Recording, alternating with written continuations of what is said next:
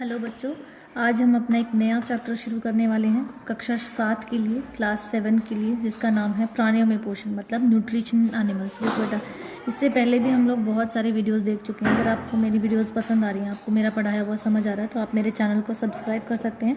मेरे चैनल का नाम है बियॉन्ड इमेजिन पॉइंट, और नीचे दिए हुए लिंक पर क्लिक करके भी आप मेरे चैनल को सब्सक्राइब कर सकते हैं। चलिए, तो आज की बात करेंगे। आज हम बात करें न्यूट्रिशन इन एनिमल्स मतलब प्राणियों में पोषण। Every organism needs nutrition for their body to grow and develop. They get this nutrition from plants. बिल्कुल बेटा, देखो, हर एक प्राणी को जिंदा रहने के लिए, हर एक ऑर्गेनिज्म को जिंदा रहने के लिए भोजन की आवश्यकता होती है, मतलब खाने की आवश्यकता होती है। क्योंकि खाने से हमें क्या मिलती है? ऊर्जा मिलती है, एनर्जी मिलती है, और वही एनर्जी हमारी बॉडी को ग्रो करने में और डेवलप करने में हेल्प करती है। ये जो पूरी की पूरी एनर्जी हमें, जितनी भी एनर्जी हमें खाने से मिलती है, ये मतलब हमारी बॉडी को एनर्जी कहाँ से मिलती है? खाने से। तो ये खाना हमें कहाँ से मिलता है? वो हमें मिलता है बेटा पौधों से। किससे मिलता है? पौधों से।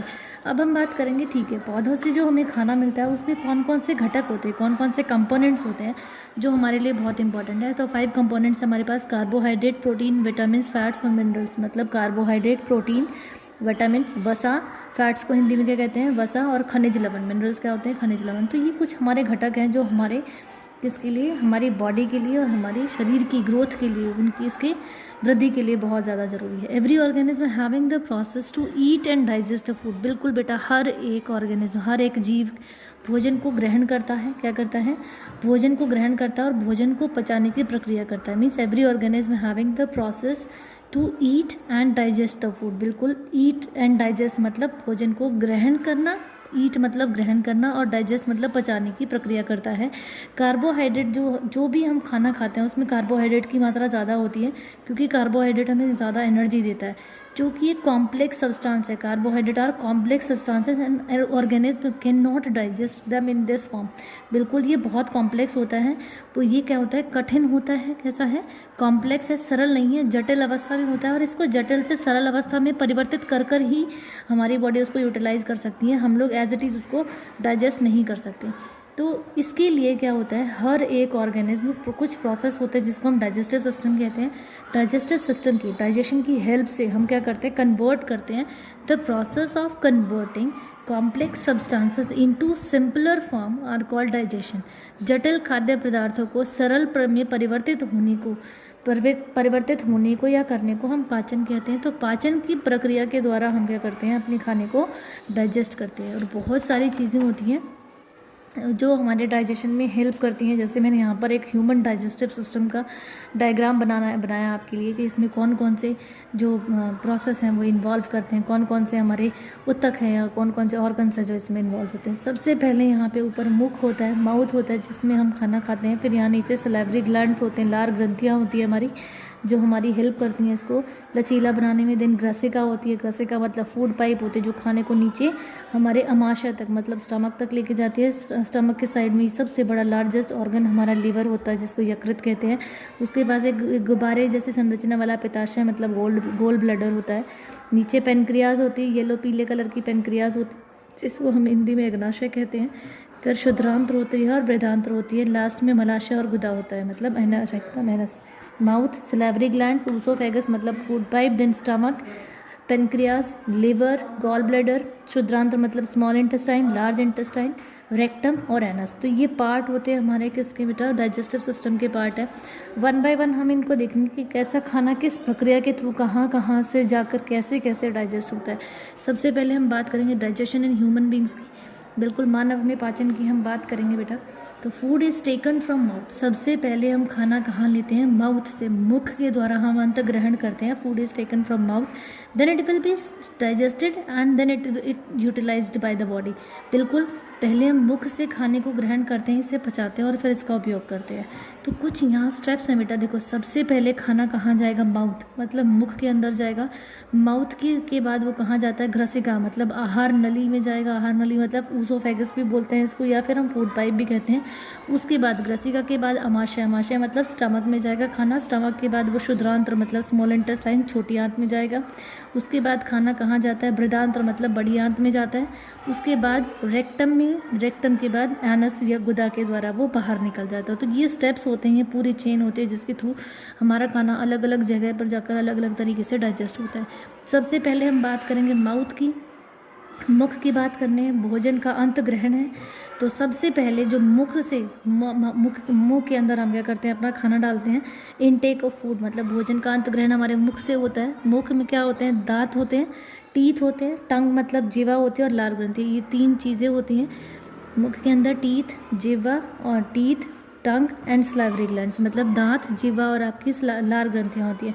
टीथ क्या करते हैं बेटा, भोजन को चबाना, भोजन को में चू द फूड, भोजन को अच्छे से हम लोग क्या करते हैं, दांतों से चबा चबा कर खाते हैं। तो जब हम चबा चबा कर खाते हैं तो हमारी जो जीभ होती है वो क्या करती है, mix the saliva into the food. देखो लार, जैसे ही आप खाने के बारे में सोचते भी हो तो आपके मुंह में पानी आ जाता है। वो जो पानी होता है वो लार होती है, क्योंकि जो लार ग्रंथियाँ होती हैं वो एक्टिवेट हो जाती हैं, और जब वो एक्टिवेट हो जाती है तो हमारे मुँह में क्या होता है, पानी भर जाता है। तो ये जो सलाइवा होता है, टंग इसकी हेल्प करती है सलाइवा को to mix into the food. जब हम खाना मुख के अंदर लेके जाते हैं तो खाना उसके अंदर मिक्स हो जाता है और उसमें वो हेल्प करती है। तो खाने को सलाइवा मतलब लार को किसके अंदर, खाने के अंदर मिक्स करने में कौन हेल्प करती है, जीवा मतलब हमारी टंग हेल्प करती है। तो टंग क्या करते हैं, mix the saliva into the food means भोजन में, खाने में क्या करती है, सलाइवा को, लार को मिक्स करते हैं। फिर सलाइवरी ग्लैंड्स मतलब लार ग्रंथियाँ होती हैं हमारे मुख के निचले वाले पोर्शन में होती है, निचले वाले भाग में होती है। तो लार ग्रंथि से निकलने वाले रस को बिल्कुल जो सलाइवा सीक्रेट होता है उसको हम सलाइवरी ग्लैंड से जो सलाइवा सीक्रेट होते हैं वो हमारा जाता है सलाइवा होता है और वो हेल्प करता है हमारे भोजन को लचीला बनाने में। उसके बाद जब भोजन थोड़ा लचीला हो जाता है तो लचीला होने के बाद भोजन, देखो लचीला बनाना क्यों इंपॉर्टेंट है, क्योंकि उसके बाद वो कहाँ जाएगा, मुख से वो ग्रसिका में जाएगा। अगर खाना लचीला नहीं होगा, वो सॉफ्ट नहीं होगा तो वो यहीं फंस जाएगा, वो नीचे जाएगा ही नहीं। तो यहाँ से यहाँ तक भोजन को जाने के लिए थोड़ा गीला होना ज़रूरी है, इसीलिए हमारे मुख में क्या होता है, सलाइवा होता है। सबसे इम्पॉर्टेंट बात, सलाइवा एक और काम करता है बेटा, जब हम खाने को मुख के अंदर डालते हैं तो सलाइवा क्या करता है, पहली जो हमारे पहला फॉरमोस्ट कार्बोहाइड्रेट का, स्टार्च का डाइजेशन, किसका, स्टार्च का डाइजेशन सबसे पहले कहाँ स्टार्ट होता है, मुख के अंदर। स्टार्च का डाइजेशन यहीं से स्टार्ट हो जाता है, ठीक है। सलाइवा क्या करता है, स्टार्च को डाइजेस्ट करने में हेल्प करता है हमारे पास, ठीक है, मतलब लार हमारी हेल्प करती है। उसके बाद खाना कहाँ जाएगा, भोजन ग्रसिका मतलब फूड पाइप के अंदर जाएगा। ऊसोफेगस भी कहते हैं इसको, OESOPHAGOUS, ऊसोफेगस होती है। ऊसोफेगस मतलब फूड पाइप आपकी होती है। तो मुंह से भोजन कहाँ जाएगा, अब मुंह से भोजन को अमाशय तक देखो यहाँ पे एक वर्ड लिखा है, क्रमाकुंचक गति। क्रमाकुंचक मतलब पेरिस्टालिक मूवमेंट, मतलब खाना ऐसे, मतलब ऐसे पेरिस्टालिक मूवमेंट करके खाना कहाँ जाता है, नीचे जाता है, कहाँ तक, स्टमक तक जाता है। तो take the food from the mouth to the stomach by peristaltic movement. ये जो पेरिस्टालिक मूवमेंट होती है इसको क्रमाकुंचक गति कहते हैं। तो इसके द्वारा खाना कहाँ जाता है, हमारे स्टमक के अंदर जाता है। अब थर्ड जो प्रोसेस होता है वो है स्टमक, मतलब खाना यहाँ से फूड पाइप से, आपके कहाँ से, फूड पाइप से, माउथ से फूड पाइप में आया, ग्रसिका में आया, उसके बाद खाना कहाँ गया, अमाशय के अंदर। अमाशय के अंदर 3 चीज़ें होती हैं। जैसे ही पहला निवाला हमारे अमाशय के अंदर आता है, 3 चीज़ें होती हैं हमारे पेट के अंदर, हमारे स्टमक के अंदर 3 चीज़ें होती हैं। पहला, सबसे पहले क्या होता है बेटा, श्लेष्मा। क्या होता है, 3 चीज़ें होती हैं, पेप्सिन, हाइड्रोक्लोरिक अम्ल और श्लेष्मा, मतलब पेप्सिन, हाइड्रोक्लोरिक एसिड और म्यूकस। श्लेष्मा क्या होता है, म्यूकस। जैसे ही खाना हमारे पेट के अंदर आता है, ये जो श्लेष्मा ये निकल कर आता है और हमारे पेट की अंदरूनी दीवारों पर, ये जो आपके पेट की अंदरूनी मतलब अंदर वाली जो दीवारें हैं इनको कवर कर देता है। मोम जैसा संरचना होती है श्लेष्मा की मोम जैसी संरचना होती है, मतलब म्यूकस मोम जैसा होता है, और ये हमारे पेट की अंदरूनी दीवारों को ऐसे प्रोटेक्ट करने के लिए ऐसे बंद कर, मतलब क्या करता है, कवर कर देता है, ठीक है। जब ये हमारे इसको कवर कर देता है, जैसे ये कवर करता है तो हाइड्रोक्लोरिक अम्ल का सीक्रेशन होता है।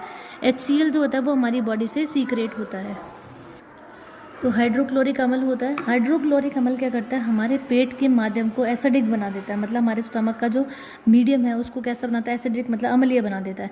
जैसे ही हमारे स्टमक का जो मीडियम है वो अम्लीय बनता है, वैसे ही पेप्सिन रिलीज होता है। देखो पेप्सिन के रिलीज़ के लिए माध्यम कैसा होना चाहिए, एसिडिक होना चाहिए, और वो हाइड्रोक्लोरिक अम्ल काम करता है, तो फिर पेप्सिन रिलीज़ होता है। ये 3 अलग अलग हमारे क्या होते हैं बेटा,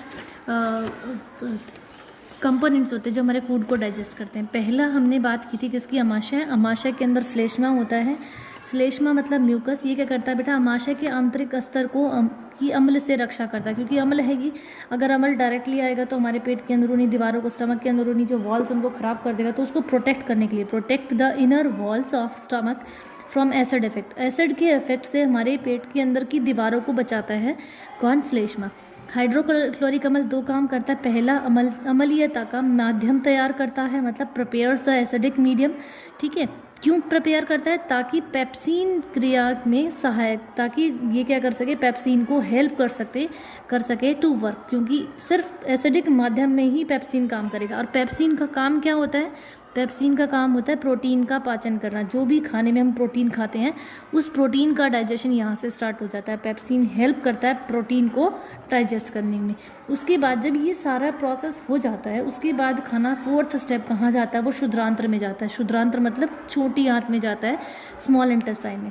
स्मॉल इंटेस्टाइन में तीन चीज़ें होती है बेटा, देखो तीन इंटेस्टाइनल जूसेस होते हैं हमारे पास, जो कार्बोहाइड्रेट को ग्लूकोज में कन्वर्ट करते हैं, फैट्स को फैटी एसिड्स मतलब ग्लिसरॉल में कन्वर्ट करते हैं, प्रोटीन को अमीनो एसिड्स में कन्वर्ट करते हैं। कार्बोहाइड्रेट को ग्लूकोज में, फैट्स मतलब वसा को वसा अम्ल या ग्लिसरॉल में कन्वर्ट करते हैं, प्रोटीन को अमीनो अम्ल में कन्वर्ट कर देते हैं। ठीक है, तो इन चीज़ों के लिए क्या होता है, यकृत और अग्नाशय से स्रावण प्राप्ति होती है। कुछ जूसेस होते हैं हमारे, डाइजेस्टिव जूसेस होते हैं, जो यकृत मतलब आपके लीवर से, और अग्नाशय मतलब पेनक्रियाज से। यकृत मतलब लीवर और से पित्त रस मिलता है, और ये पित्त लवण मिलते हैं। ये क्या करते हैं, वसा को छोटी छोटी, जो बड़ी बड़ी गोलिकाएँ होती हैं वसा की, फैट्स की बड़े बड़े मॉलिक्यूल्स होते हैं, उनको छोटी छोटी उसमें गोलिकाओं में कन्वर्ट कर देते हैं, इमल्सिफिकेशन करते हैं। मेनली क्या करते हैं, इमल्सिफिकेशन करते हैं। तो ये क्या करते हैं, तीन चीज़ें, लीवर से हमें मिलता है बाइल जूसेस, जैसे हमने कहा यकृत और अग्नाशय से कुछ जूसेस मिलते हैं। तो यकृत मतलब लीवर क्या करता है, बाइल जूसेस देता है, जो बड़े बड़े लार्ज फैट्स ग्लोब्यूल्स को इमल्सीफाई करके स्मॉल फैट ग्लोब्यूल्स मतलब बड़े बड़े जो ग्लोब्यूल्स हैं फैट के, वसा के, उनको छोटे छोटे फैट्स में कन्वर्ट कर देता है। पेनक्रियाज क्या करती है, वो पेनक्रिएटिक जूसेस को सीक्रेट करती है, which help to digest the food, जो फूड को और ज़्यादा सिंपलर कंपोनेंट्स में कन्वर्ट करने में हमारी क्या करता है, बच्चे हेल्प करता है। नेक्स्ट क्या होता है, पेनक्रिएटिक जूसेस की हम बात कर रहे थे। पेनक्रिएटिक जूसेस में दो टाइप होते हैं, ट्रिप्सिन और लिपेज। ट्रिप्सिन क्या करता है, प्रोटीन को पेप्टोन्स में कन्वर्ट करता है। ट्रिप्सिन क्या करता है, प्रोटीन को पेप्टोन्स में कन्वर्ट करता है। लिपेज क्या करता है, फैट्स को लिपिड्स में कन्वर्ट कर देता है।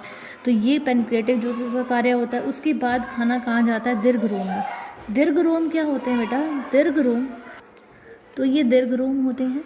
दीर्घरोम को हम हिंदी इंग्लिश में बिलाई कहते हैं। फिंगर जैसी प्रोजेक्शंस होती हैं, ऐसे फिंगर जैसी बनी होती है ये। तो ये जो दीर्घरोम होते हैं, ये क्या करते हैं, help in absorption of digested food into the food. बिल्कुल जितना भी खाना हमारा डाइजेस्ट हुआ है, अवशोषण का सही क्षेत्रफल बढ़ा देते हैं। ये जो दीर्घरोम होते हैं, देखो बेटा डायरेक्टली हमारी जो स्मॉल इंटेस्टाइन है वो हमारे किससे कनेक्ट नहीं होती, हमारे ब्लड के साथ उसका इतना ज़्यादा कनेक्शन नहीं होता। कनेक्शन किसका होता है, दीर्घरोम का। ये दीर्घरोम क्या करता है, स्मॉल इंटेस्टाइन से सारे के सारे न्यूट्रिशन, जितना भी न्यूट्रिएंट्स वहाँ पर अभी डाइजेस्ट हुआ उसको सारे को एब्जॉर्ब कर देती है और ब्लड वेसल्स को दे देती है, मतलब जो हमारी रक्त वाहिका है उनको दे देगी, और वो हमारे पूरे जहाँ जहाँ जिसकी ज़रूरत है वहाँ उसको ट्रांसपोर्ट करता है। तो ये दीर्घरोम क्या होते हैं, विलाइज होती हैं, जो हेल्प करती हैं हमारी absorption of a digested food में। अब नेक्स्ट जो स्टेप है वो है हमारा बृहदांत्र का। बृहदांत्र क्या होते हैं, जिसको हम लार्ज इंटेस्टाइन कहते हैं। देखो जितना भी खाना डाइजेस्ट होकर जितने भी न्यूट्रिशन थे वो यहाँ पर एब्जॉर्ब हो चुके हैं। अब खाना क्या बचा, ऐसा खाना बचा जिसमें कोई न्यूट्रिशन नहीं है, सिर्फ वाटर है, मतलब पानी है। तो वाटर को एब्जॉर्ब, एक्सेस ऑफ वाटर, जितना पानी हमारे उस जो हमारे वेस्ट, अब क्योंकि डाइजेस्ट तो हो चुका है खाना, डाइजेस्ट होने के बाद जितनी अच्छी चीज़ें थी वो एब्जॉर्ब हो चुकी हैं, बचा क्या, अनडाइजेस्टेड, मतलब जो अनडाइजेस्टेड है या जो वेस्ट प्रोडक्ट है उसमें सिर्फ वाटर है, तो एक्सेस वाटर को उसमें से एब्जॉर्ब कर लेती है। जब उसमें से पानी निकल जाता है तो वो सॉलिड में कन्वर्ट हो जाता है, मतलब जल का अवशोषण करती है, वर्ज्य पदार्थ गुदा द्वारा शरीर के बाहर कर दिया जाता है। और the rest of the material is removed from the body by anus. और इसके बाद खाना कहाँ से, बृहदांत्र में क्या होता है बेटा, खाना हमारा किस में होता है, हम बात कर रहे थे कि लास्ट में खाना कहाँ से, शुद्रांत्र से बृहदांत्र में जाता है, जहाँ पर सारा एक्स्ट्रा वाटर जो था वो एब्जॉर्ब हो जाता है। देन वो रेक्टम में स्टोर होकर एनस से गुदा मिलाशय में वो स्टोर होता है, और उसके बाद गुदा से वो बाहर निकल जाता है। एक बार फिर से रिपीट कर देते, तो छोटा सा प्रोसेस है बेटा। मुख से हमारा कार्बोहाइड्रेट का डाइजेशन शुरू होता है, जहाँ पर स्टार्च हेल्प करता है उसको डाइजेस्ट करने में। स्टार्च को डाइजेस्ट करने में सलाइवा हमारी हेल्प करता है। उसके बाद खाना फूड पाइप से होता हुआ स्टमक में आता है। स्टमक में 3 चीज़ होती हैं। पहला श्लेष्मा का सीक्रेशन होता है जो हमारी इनर वॉल्स को क्या करता है, प्रोटेक्ट करता है। श्लेष्मा के मतलब म्यूकस उसको प्रोटेक्ट करता है। फिर दूसरा स्टेप HCl का सीक्रेशन होता है। HCl उसके माध्यम को कैसा बना देता है, एसिडिक माध्यम बना देता है। एसिडिक मीडियम बनने के बाद पेप्सिन आता है। पेप्सिन किसका, प्रोटीन का डाइजेशन करता है। उसके बाद खाना हमारे शुद्रांत्र में आता है। शुद्रांत्र क्या करता है, स्मॉल इंटेस्टाइन होते हैं जहाँ पर सारा खाना डाइजेस्ट हो जाता है। डाइजेस्ट होने के बाद जितना भी न्यूट्रिशन है वो विलाइज द्वारा, दीर्घ रोम द्वारा क्या होते हैं, एब्जॉर्ब कर लिए जाते हैं। अब जो बाकी बचा हुआ अनडाइजेस्टेड पार्ट है या वेस्ट प्रोडक्ट है वो कहाँ जाता है, बृहदांत्र के पास जाता है। ये बड़े वाले बृहदांत्र है बेटा, ये 7.5 मीटर लंबी होती है। तो इस बृहदांत्र में जाता है। बृहदांत्र में सारा एक्सेस वाटर, जितना एक्स्ट्रा पानी होता है, जितना भी पानी उसके अंदर, वो सब एब्जॉर्ब कर लिया जाता है। और फिर वो खाना कैसा, जो वेस्ट प्रोडक्ट है वो सॉलिडिफाई हो जाता है, मतलब सॉलिड में कन्वर्ट हो जाता है। फिर मलाशय में वो मतलब रेक्टम में स्टोर होता है और एनस के थ्रू, एनस मतलब गुदा द्वारा वो बाहर निकल जाता है। तो ये पूरा हमारा डाइजेस्टिव सिस्टम था बेटा। और आज के लिए इतना ही। आई होप आपको समझ आया होगा। अगर आपको मेरी वीडियो पसंद आ रही है बेटा, आपको मेरा समझाया वो आपको समझ आ रहा है, तो आप मेरे चैनल को सब्सक्राइब कर सकते हैं नीचे दिए हुए लिंक पर क्लिक करके। Thank you.